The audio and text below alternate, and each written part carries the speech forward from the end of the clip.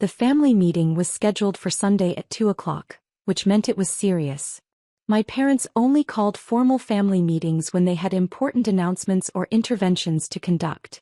I showed up at their house in my 12-year-old Corolla, the car that had been a point of contention for years. My brother Marcus's BMW was already in the driveway, gleaming in the afternoon sun. His wife Jennifer's Mercedes sat beside it. I parked my faded gray Toyota behind them and headed inside. "Isabella," my mother greeted me with a hug that felt more obligatory than warm. "We're so glad you could make it." "You said it was mandatory," I reminded her. "Well, yes, but still. Come sit. Your father wants to start promptly." The living room had been arranged like a boardroom. My parents on the sofa, Marcus and Jennifer in the armchairs, and a single chair facing them all. For me, apparently. I sat down, curious about what intervention they'd planned this time. Last year it had been about my lack of ambition in my career. The year before that, my stubborn refusal to move out of my small condo. Dad cleared his throat. "Isabella, we've called you here today because your mother and I are concerned about your financial situation." "My financial situation is fine," I said. "Sweetheart, denial isn't healthy," Mom said gently. "We know things have been difficult for you. Working as a freelance consultant, never having job security, living in that tiny condo. It's 1,200 square feet, I said. "Not tiny."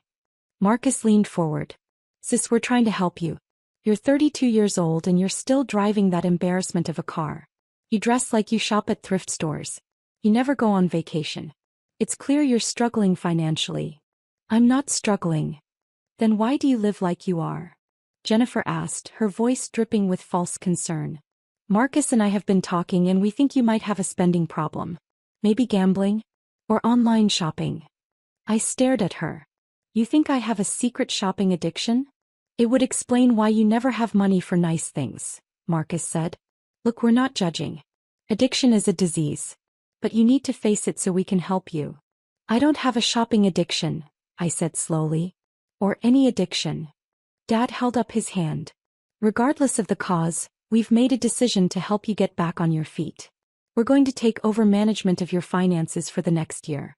Help you budget, make better choices." "I'm 32, I repeated. "You're going to manage my finances?" "Just until you're stable," Mom said. "We've already talked to Marcus and he's agreed to handle your accounts. He has an MBA and he's very good with money." Marcus nodded seriously as if this were a solemn duty. "I'll set up a budget, monitor your spending, make sure you're not wasting money on frivolous things. And," Dad continued, "we're going to help you make some immediate improvements. Starting with that car." I felt a familiar knot forming in my stomach. "What about my car?" "Your Sierra is being sold tomorrow," Dad announced, his tone firm like this was already decided. "We've already arranged everything. Mom already had the keys. She'd taken my spare set from the dish by their door where I'd left it during my last visit. We're taking it to Premier Auto in the morning. They'll give us whatever they can for it and we'll help you lease something more appropriate. Something that makes you look professional." "You're selling my car without my permission?" "Honey, it's for your own good," Mom said. "That car is falling apart. It's embarrassing. What do people think when they see a 32-year-old successful consultant driving that?" "I'm not successful though, remember?" I said. "According to you all, I'm struggling financially. So why would I care what people think?" "Don't be difficult," Marcus said. "We're trying to help you here. That car makes you look poor. It makes the whole family look bad." "The whole family," I repeated. "So this is about your image, not mine." "Image matters in business," Jennifer said primly. "If you want to be taken seriously, you need to present yourself better. Marcus and I were talking just last week about how your appearance might be holding you back from better consulting opportunities." "Is that so?" "Premier Auto will probably give us $2,000 for it if we're lucky," Dad continued, ignoring my question. "The thing's practically worthless at this age and mileage. But that'll be a down payment on a lease. We can get you into a nice Camry or Accord for maybe $350 a month. Something respectable that won't embarrass you or us when you meet with clients." $350 a month that you think I can't afford," I noted. "We'll help with the first few months," Mom said generously. "Just until you get on your feet. Consider it an investment in your future." My phone rang, cutting through the intervention. Perfect timing, as if the universe had decided to deliver its own commentary on their assumptions. I looked at the screen. David Chen, CEO of Premier Auto Group. The irony was almost too perfect. I answered, keeping my voice professional. Hello, David. I'm Ms. Garcia. His voice came through warm and enthusiastic. I'm calling to confirm you now own all 15 Premier Auto locations. The final paperwork just came through from the attorneys. Congratulations on the acquisition. This is huge for your portfolio. The room went silent. I put it on speaker, setting the phone on the coffee table between us. Thank you, David, I said calmly. Yes, the acquisition closed Friday. All 15 locations across the state. The team is excited to have you as the new owner, David continued, oblivious to the shocked faces around me. Your plans for expanding the service departments and adding the luxury pre-owned division are exactly what we need. I'm looking forward to Monday's strategy meeting. I'm looking forward to it too. Actually, David, I have a question. My family is sitting here with me. They were planning to bring a 12-year-old Corolla to your main location tomorrow to sell. Can you give me an estimate on trade-in value? Of course. Year, make, model, mileage. I rattled off the details of my car. Probably around $2,000 in trade-in value, maybe $2,500 if it's in excellent condition. Not much market demand for vehicles that age. That's what I thought. Thank you, David. Wait, he said. Garcia family, you said? Is this related to the Marcus Garcia who's been calling our sales team? Marcus's face went red. What about Marcus Garcia? I asked, keeping my voice neutral. He's been trying to negotiate a deal on a BMW 7 Series for the past month. Wants us to approve him for financing. Our finance team keeps rejecting his application. His debt-to-income ratio is too high. He owes too much on his current BMW. I looked at Marcus. Really? That's interesting. Ms. Garcia, David's voice turned concerned. I should mention, is Marcus Garcia your brother? He is. Then you should know he's been representing himself as an automotive industry consultant to try to get better pricing. Claimed he has insider connections. We don't typically honor those kinds of claims, but I wanted to alert you since you're the new owner. Yes, including the one my family uses, I confirmed. Thank you for that information, David. We'll discuss it at Monday's meeting. Perfect. Again, congratulations on the acquisition. I'll have the full financial reports ready for your review. I hung up. The silence in the room was deafening. Brother's confident smile vanished completely. His face had gone from red to pale to a sickly green color. You. Dad's voice came out strangled. You own Premier Auto. All 15 locations, I confirmed. Purchased them for $47 million on Friday. It's the latest addition to my automotive portfolio. Automotive portfolio? Mom repeated weakly. I pulled out my phone and opened my business management app. Garcia Automotive Holdings. I own 23 car dealerships across 3 states. Premier Auto was the big acquisition, 15 high-volume locations that generated $280 million in sales last year. I also own 6 independent dealerships, 2 collision repair centers, and a chain of quick lube service centers. I turned my phone so they could see the dashboard. Total annual revenue, $340 million. Net profit, $31 million. That's impossible, Marcus said. You're a freelance consultant. I'm a business consultant specializing in automotive retail operations, I corrected. I started 10 years ago, consulting for dealerships on efficiency and profitability. I'd find struggling dealerships, consult for them, improve their operations, then offer to buy them. I've acquired 23 dealerships over the past decade. Jennifer made a choking sound. 23 dealerships? The first one I bought when I was 22 with money I'd saved from consulting work and a small business loan. It was failing, losing $40,000 a month. I restructured their operations, trained their sales team, reorganized their service department. Within 8 months it was profitable. I used the profits to buy a second dealership. Then a third. The growth has been exponential. Dad sat down heavily. But you drive a 12-year-old Corolla. Because it's paid off, reliable, and gets good gas mileage, I said. I drive 40,000 miles a year visiting my dealerships. Why would I waste money on a luxury car that depreciates rapidly when I could invest that money in acquiring more businesses? Your condo, Mom said faintly. You said it was tiny. I said it's 1,200 square feet. It's a 2-bedroom penthouse I own outright in a building with a great view. It's perfect for my needs since I travel constantly. I don't need a mansion I'd never be home to enjoy. The thrift store clothes, Jennifer whispered. Nordstrom Rack and outlet malls, I corrected. I buy quality clothes at discount prices because I'm not interested in paying markup for brand names. I'd rather invest in my businesses. Marcus found his voice. The BMW. You own the dealership I've been trying to buy from.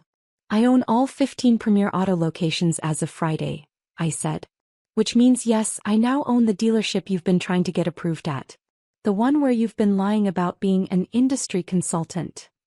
I didn't lie, he protested. I do consult sometimes.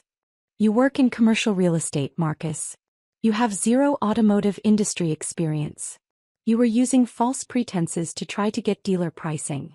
Dad cleared his throat. Isabella, if you're so successful, why didn't you tell us? I tried, I said.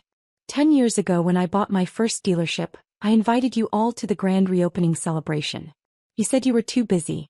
When I bought my third and fourth locations, I mentioned it at Sunday dinner. You changed the subject to Marcus's promotion.